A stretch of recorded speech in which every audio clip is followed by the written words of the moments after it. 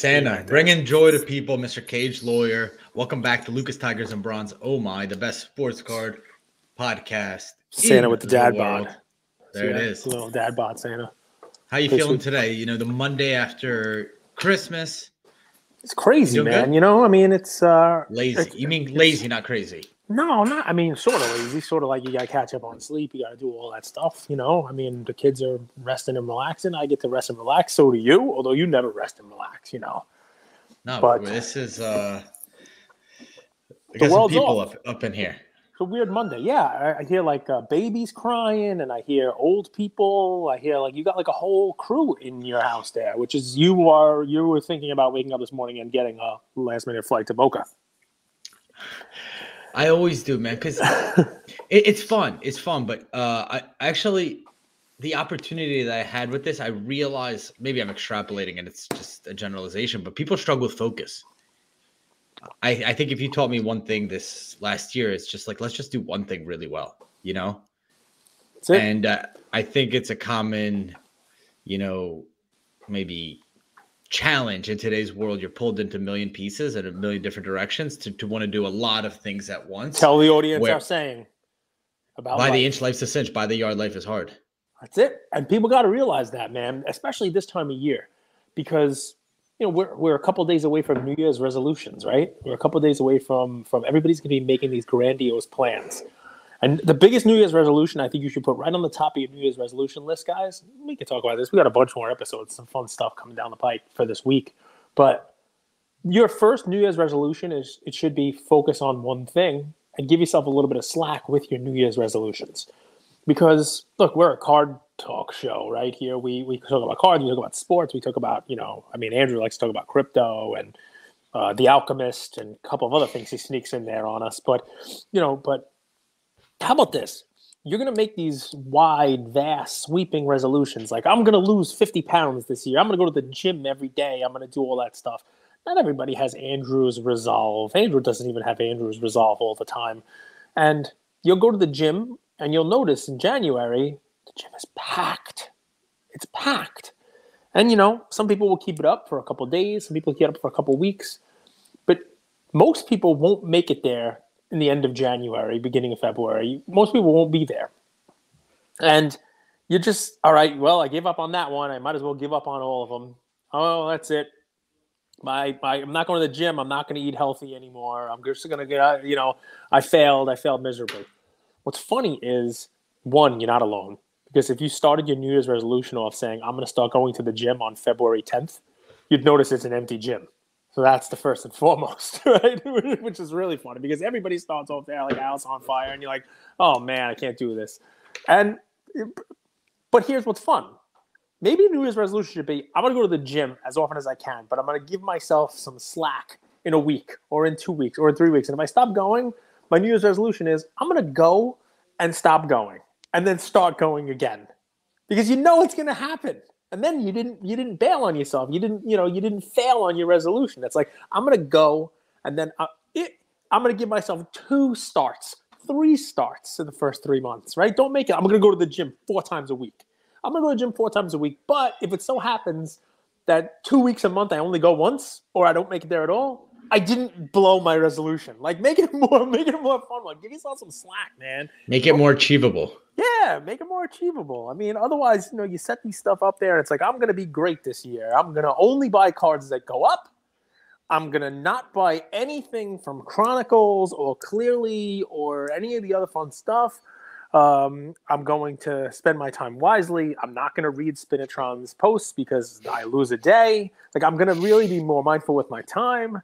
No, yeah, I mean, set yourself a more achievable goal, right? And then build on it. Is that fair? You're the health guru. I'm not. I just had Chick-fil-A at McDonald's in the same meal within the last hour. How? Because how is that even possible? Because I buy them and I save them, and I ordered Chick-fil-A a couple of days ago. I order, McDonald's a couple of days ago. I have a double cheeseburger and a spicy chicken sandwich, and I warm them both up and put them on a plate, and no buns. And I cut them up, and I eat a double cheeseburger and a spicy chicken sandwich, and I'm thrilled. Look how happy I am. Did I get much happier than me? Look at me. Impossible. Impossible to be happier than you. Luka Nation, you guys are in for a treat in 2023 with us. We'll be having some awesome announcements in the month of January. That's both for Tiger and Tees. You're going to get the tallies for the hobby awards, and we'll be sending those out. So a lot to come in the new year. It's kind of like an interesting week here because it's not really an off week, but it's like this week in between Christmas and New Year. So doing what we can while we're with family and prioritizing that. So just be a little bit patient. Really cool content coming your way. And if you haven't checked it out, we have the Collector Series with Dennis Patrick Zender, who is PC with DPZ, guys. Check it out. Real fun. Just had Chris Hoge on. He's got a whole bunch more of, collector focus, collector spotlights, really getting back to, why people collect, who they collect, how they go about, curating that collection. We call it kind of like a collector spotlight series, which is great. I mean, just real good content. Different than the idiocracy that we have going on here. You said meritocracy, but it's more of an idiocracy that we have. Is that right? I haven't been on IG recently. Has there been anything? No, worth somebody noting? posted something yesterday. Jay Lee posted in his story, Sports Card Live, Jeremy Lee. He posted something like, "Hey, it would have been nice to have the holiday without people like slinging crap about each other or something." I didn't know what he was talking about. I don't know if somebody was coming after him or whatever the story is. No, I'm going to pivot it a different way.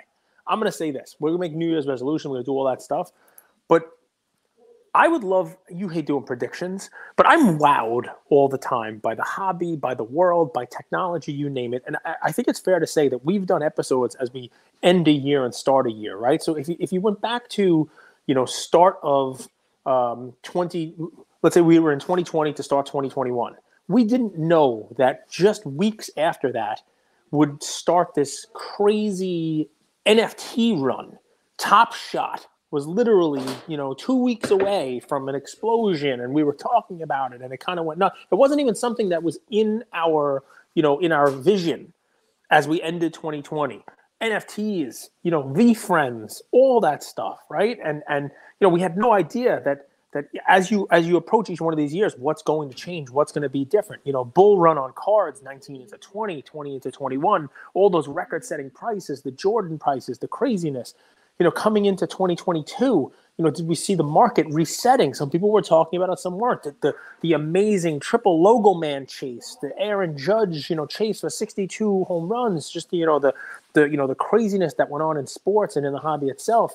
And I'm reminded just daily about that. I mean, I don't know everything. I know very little. I mean, there are people around me that know significantly more. My daughter made this in school with a 3D printer. It's a fidget spinner. She just made it. With a 3D printer. That's pretty cool. I mean, like, what are they? So I have no idea what's going to happen, but I'm excited for it. You know what I mean? 2023, there's going to be something a year from now. We're going to be talking about, it's Christmas again. It's New Year's again. People are making their trees, and we're going to look back and we're going to say, wow, did you even see that coming this year? Like, look at all this craziness, right? It's got to be. I think 2023 is going to be the year of the call out. I think it's. What do you mean by that? Who's calling out who? Talk to me. This is juicy. This is what I think has happened. A wise man. What is it? A wise man and a fool meet. The fool. It's the wise man leaves with the money. The fool leaves with the experience, type of thing. I think what happened was with all this money printing, it trickled to the top. And we've sort of seen who the culprits are of market manipulation, of taking PPP loans, of posting on their IG saying, this is the card that I believe in, while simultaneously selling. And I think there's two camps forming. I think there's the camps of the culprits, and I think there's the camps of everybody else. And I think that everybody else camp is a little bit pissed now that they're holding bags of poop that they're down 50, 60, 70, 80% on. And I think there's going to be even more call outs in 2023 because people are a little bit annoyed. They're like, hey, it's holiday season. I thought we would go through this without mudslinging. Well, you guys, and I'm not speaking from me, I'm speaking from what I've observed, is people feel like they kind of got the raw end of a deal. They feel like, hey, NFTs, crypto stocks, cards have went 100, 200, 300, 500%, but I didn't benefit from any of that. I actually probably lost money on it. Whereas a very select small group did benefit. And I think you're going to see more animosity and more attacks on that group in 2023, not less. Interesting. I think it's gonna be the year of the lawsuit, so to speak. You said poop. Here's the thing. I think, for success in 2023, what's your middle name? Okay, Well, you don't have to tell me. How about an initial? I have a Jewish middle name, right? How about how X? they did. Like, we're gonna have to refer to you as like AXG, LTB. Okay. Like, I if like you're that. not, if you're AXG, not, sir. if you're not like a 3-letter, then you might not be able to survive in the hobby.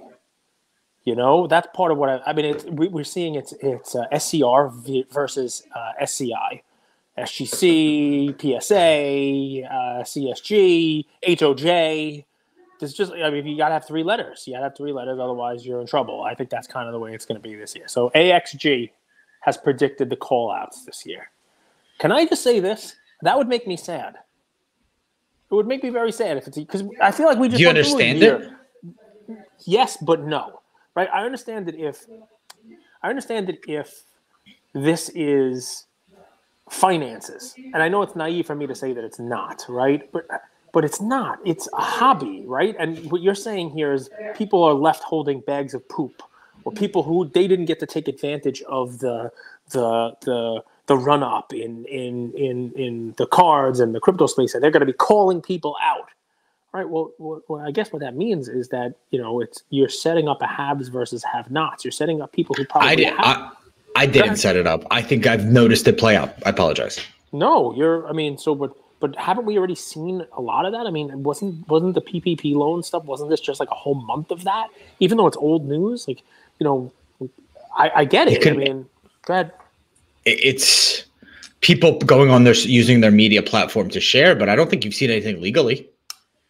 Dude, think about it. Think about the companies that have got bought out in the last 3-4 years. The hobby in crowd was able to benefit tremendously, and now they're using those finances to buy up amazing cards at discounted prices.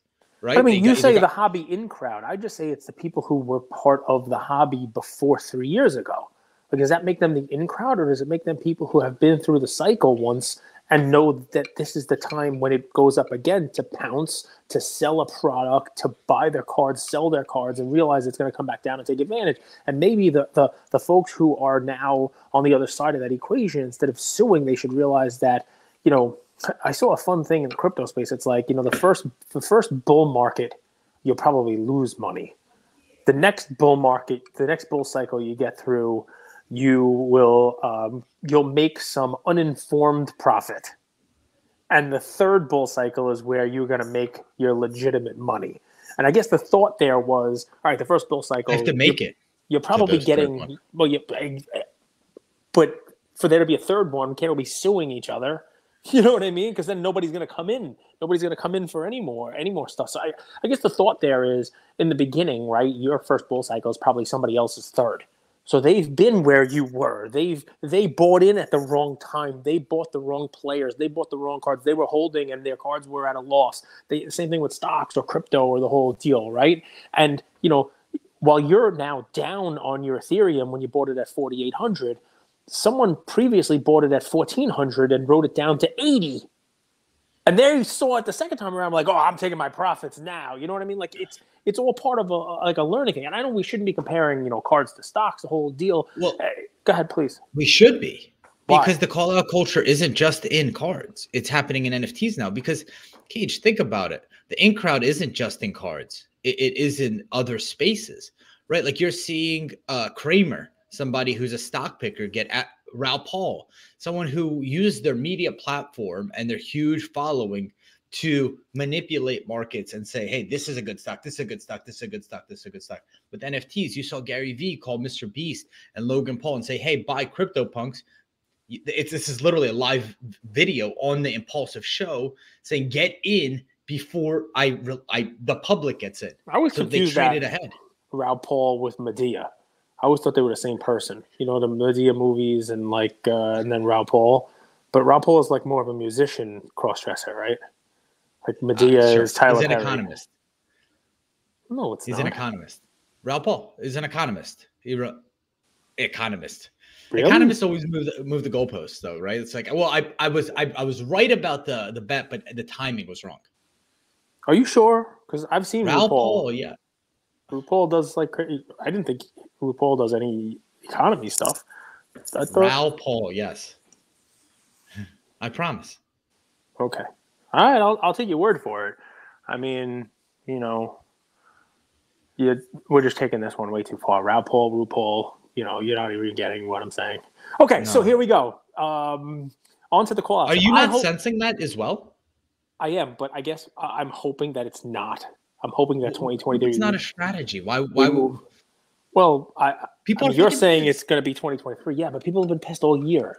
And notice people have been pissed. If you think they're pissed now, they're going to be more pissed in 2023 when the economy's worse. Now that we're getting to it. Forget about expenses are higher. I guess. And it sinks in like, damn. My hope was that the economy is not worse. And, you know, that things, you know, like there's your hope, right? So, and what's funny about it is, shouldn't people be pissed or not pissed based on what has happened, not based on what may happen? So notice this, right? 2021, there were very few talks of lawsuits. There were very few talks of call-outs. It wasn't the year of the call-out. It was like, hey, we're all doing this and we're all going to fly to the moon. Now, no one wants to go to the moon. I mean, look, Whatnot, you know, they're going to fly somebody to the moon. I mean, you know, and people, I mean, like, come on now. Would you even go? You're scared. I'll go. But more importantly. Is there turbulence? I mean, I'm sure there are. You're going into orbit, right? I mean, so you're going out of space. So I guess I want to write a Mickey Mantle type of letter from space. So does this stuff go away if the market like picks under back the up? bleachers type of letter, if you guys know what I mean. Wink, wink. If you could make me an introduction to influential women of the hobby. Oh, don't even go there. You're so dumb. So this is a whole dumb episode. I'm one of the people that's going to freak out in 2023. Just wait. It's 4 days away. So 5 days away. So that is the best thing. Okay. So, and let's pivot this for a second, right? But we'll bring it back to some semblance of an NBA pivot or a college no. NBA pivot, I can take 2 steps. On your topic. You can take 4 steps if you're honest. On your topic, right? So here you go. You ready?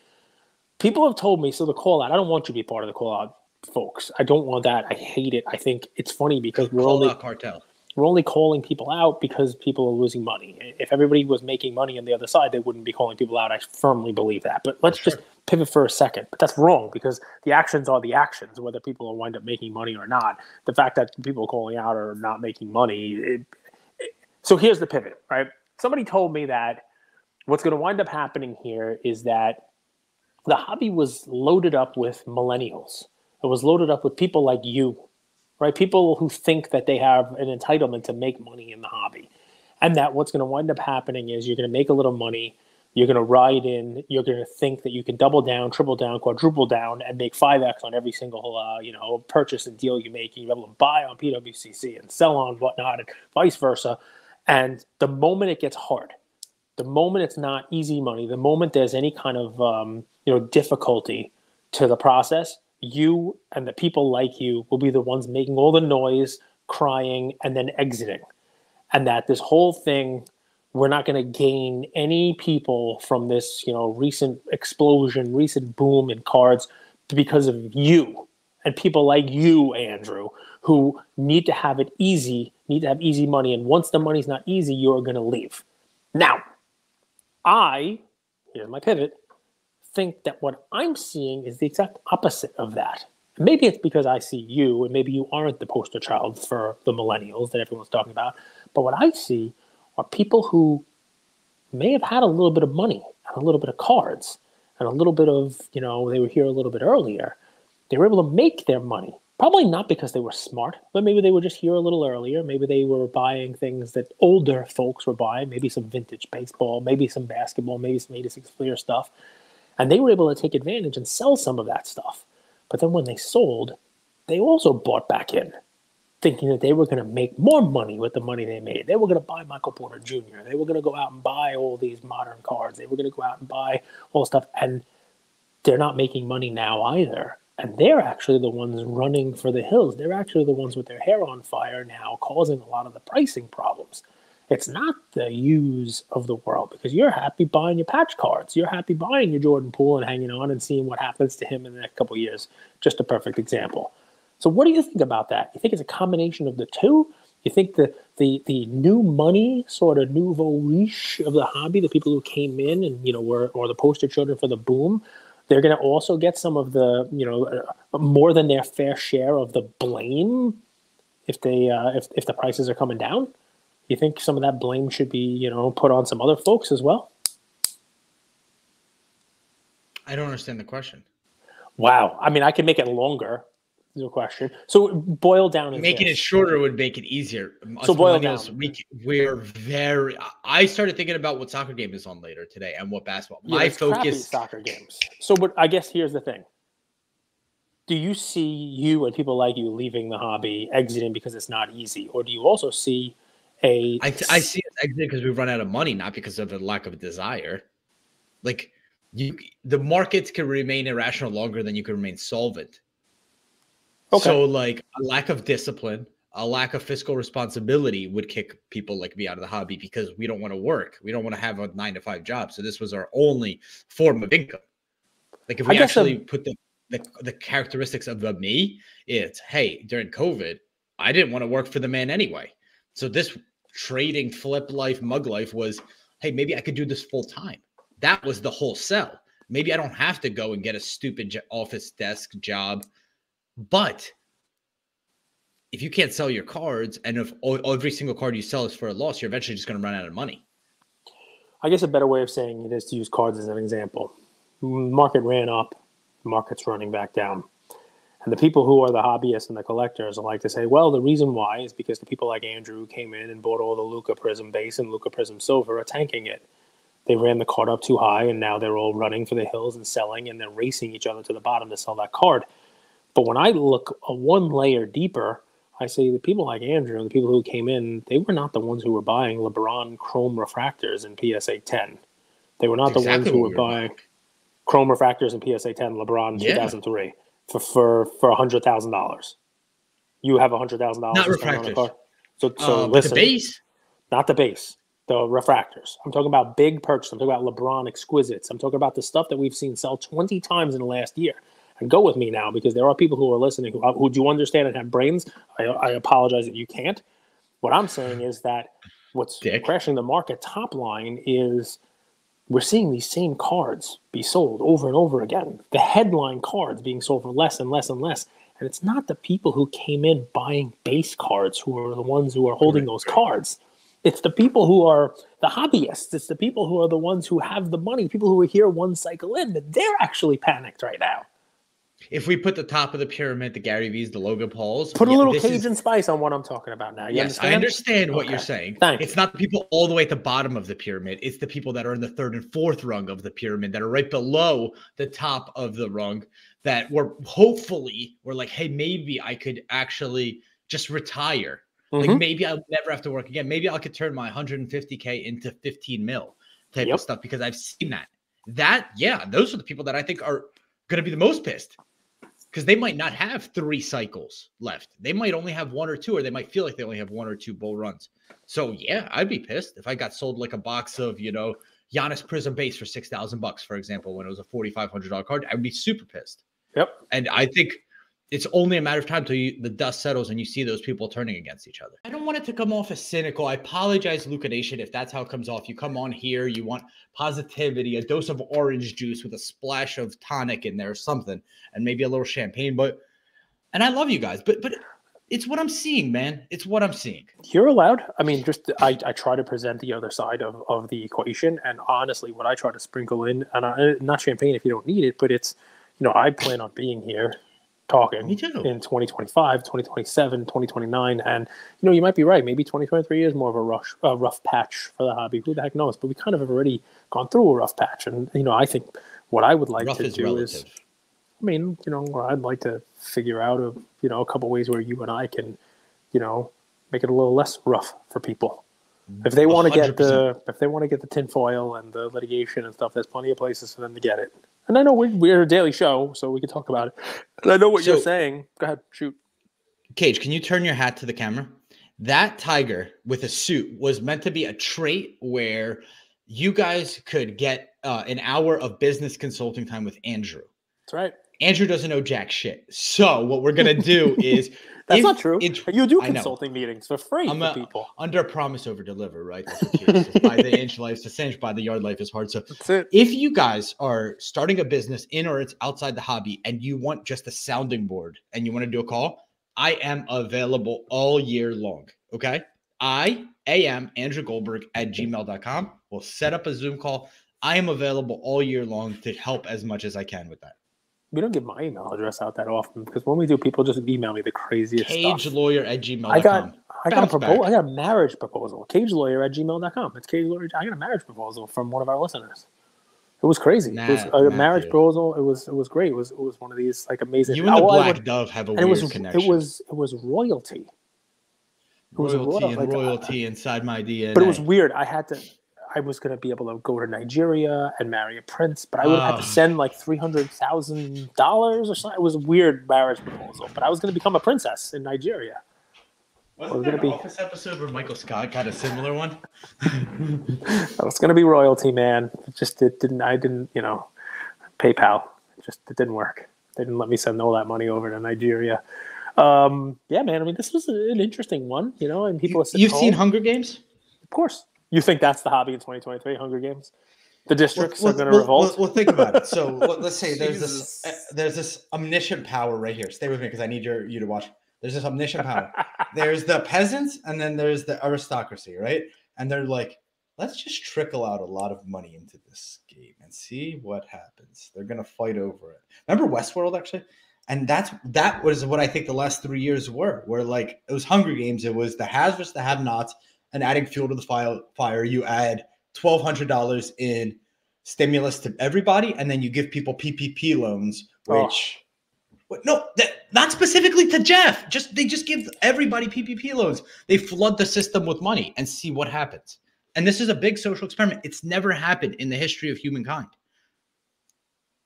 Think about that.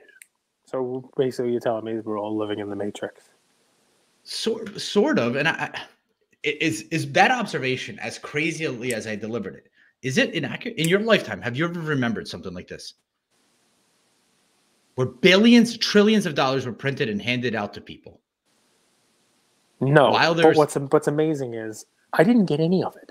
I didn't get a PPP. I didn't get $1,200. I didn't get $600. I didn't get any tax breaks. I'm still paying student loans that I don't get to deduct. Like, I didn't get any of it. I understand you didn't get it. But to me, it didn't impact me.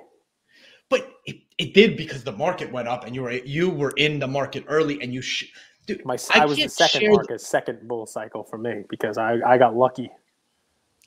Third bull cycle. You gave me a lot of compliments on my birthday. I'll give you these.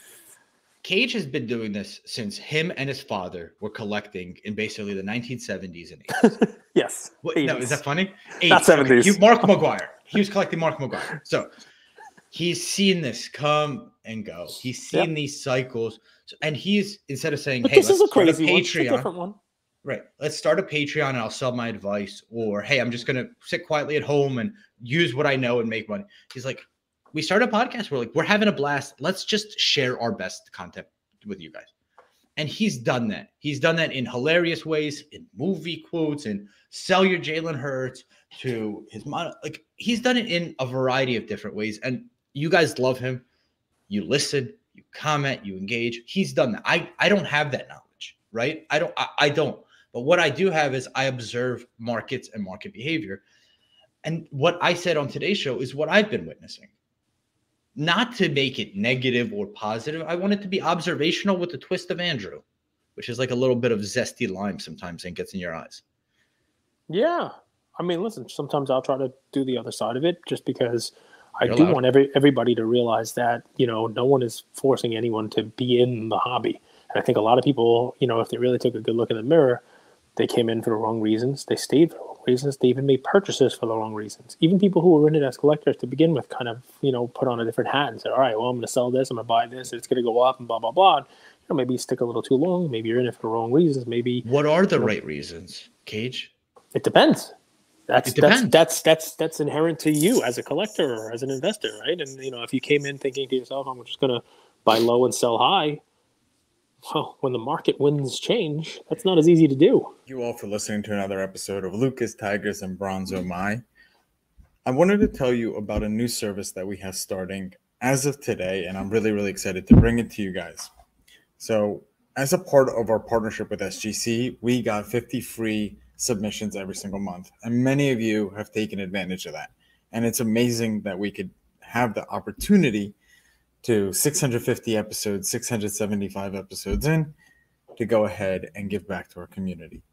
As people were sending those cards in, they asked, can we send 5, 10, 20 more cards to you guys? We'll pay for it, but we wanted them graded with SGC. You guys know SGC is turning cards around in 13 to 14 business days, have incredible customer service, and their secondary market values are going up day after day after day. And that's exciting for the hobby and exciting for the grading landscape. So we didn't want to just rush into it. We wanted to do it right. And what we did was I relocated here to Boca Raton, Florida. I opened up a P.O. box maybe 5 minutes away from SGC, and I will be hand delivering and hand picking up the cards. So you don't have to worry about anyone else touching your cards. It will be me, and I will update you every step of the way. So here's how it's going to work. I'm going to personally pick up the cards from a P.O. box, prep them, new card saver, new penny sleeve, and deliver them to SGC every single Tuesday. Why Tuesday? Well, it lets the stragglers over the weekend come back through on Monday and gives me a day to prep, and it basically gives SGC the entire week to work on grading those cards. Once your cards pop, only then at the end of the process will you be paying for the service. It's $25 per card, simple as that, and the turnaround times have never been faster. We're hearing right now 13, 14, less than 20 business days. So there it is, 9170 Glades Road, number 135. Is the P.O. Box in Boca Raton, Florida, 33434. 9170 Glades Road, number 135, Boca Raton, Florida, 33434. Of course, you could shoot me an email or shoot me a text anytime, and I'm always available. Many of you already have my email. It's iamandrewgoldberg@gmail.com, or my cell phone number, 215-519-9154. Reach out with any questions. I could walk you through the process. I've hopped on the call with quite a few of you, and I'm happy to do that. Love you, Luka Nation.